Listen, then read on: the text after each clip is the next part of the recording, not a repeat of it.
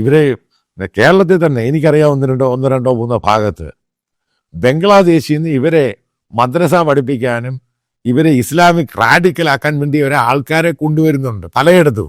ഇതല്ല കേരള പോലീസ് ഒരു പോലീസുകാരൻ ഇതുമായിട്ട് റിപ്പോർട്ട് ചെയ്ത ആൾ പേഴ്സണലി പറഞ്ഞ പല ഭാഗങ്ങളിലും അത് വരുത്താൻ പാടില്ല ഒരു കാരണവശാലും.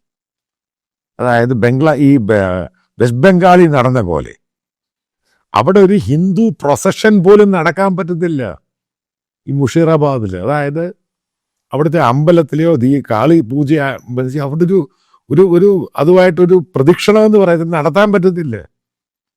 നടത്തിക്കഴിഞ്ഞ് ഇവർ വാളുമായിട്ടങ്ങ് ഇറങ്ങും, അടിച്ചങ്ങ് ഒതുക്കുവാണ്.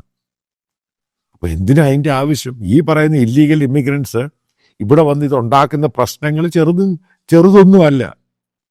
അതേപോലെ ശരിക്കും റോഹിംഗ്യ മുസ്ലിംസ് ഉണ്ട്, അവരെയും പുറത്താക്കണം.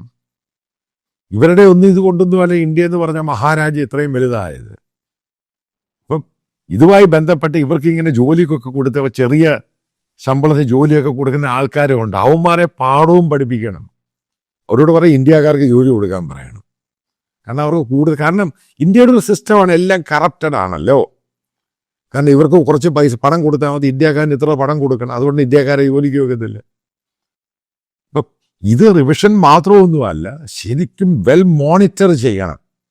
ഇതെവിടേക്ക് എത്തുന്നു കറക്റ്റാണ്, പക്ഷേ ഫ്രീ ആൻഡ് ഫെയർ ആയിരിക്കണം. അതിനകത്ത് ഈ പറയുന്ന ദളിത് കമ്മ്യൂണിറ്റി അവരുടെ വോട്ടൊന്നും ഇതുമായിട്ട് ബന്ധപ്പെട്ട് കളയരുത്. അത് ചില സംഭവങ്ങളൊക്കെ ബീഹാറിൽ ഉണ്ടായെന്ന് പറഞ്ഞ് സത്യം തന്നെയാണ്. കാരണം അങ്ങനെ നമ്മൾ ദളിത് കമ്മ്യൂണിറ്റി എപ്പോഴും കൂടെ നിർത്തണം, ബാക്ക്വേർഡ് ക്ലാസിനെ. അപ്പം നമ്മൾ മനസ്സിലാക്കേണ്ട ഏറ്റവും വലിയ ചതിക്കുഴി എന്ന് പറയുന്നത് ഇന്ത്യയെ എതിർക്കുന്ന കമ്മ്യൂണിറ്റി എപ്പോഴും ദളിത്സിനെ പിടിച്ചു മാറ്റാൻ ശ്രമിക്കുന്നുണ്ട്, പലതും പറഞ്ഞ്. അപ്പൊ അതാണ് പ്രധാനമായിട്ടും അഡ്രസ്സ് ചെയ്ത് അതിനെ സ്പെസിഫിക്കായി മോണിറ്റർ ചെയ്ത് ഈ പറയുന്ന ബംഗ്ലാദേശിൽ നിന്നും മറ്റുള്ളിടത്തും വന്നിരിക്കുന്ന ആളുകളെ പുറത്താക്കണം. ഇന്ത്യക്കാർക്ക് മാത്രമേ വോട്ടിംഗ് റൈറ്റ് ഉള്ളൂ, ഇന്ത്യക്കാർക്ക് മാത്രമേ ഗവൺമെന്റിന്റെ സ്കീം പാടുള്ളൂ, ഇന്ത്യക്കാർക്ക് മാത്രമാണ് ഇന്ത്യയിൽ സെക്യൂരിറ്റി സോണിൽ അവർ മാത്രമാണ് ഇന്ത്യയുടെ സെക്യൂർഡ് സിറ്റിസൺ എന്ന് പറയുന്നത്. അത് പൂർണ്ണമായിട്ടും കൊണ്ടുവരിക തന്നെ ചെയ്യണം. എന്നാൽ മാത്രമേ ഇന്ത്യ എന്ന് പറഞ്ഞ മഹാരാജ്യത്തിന് മുന്നോട്ട് പോകുവാൻ സാധിക്കൂ.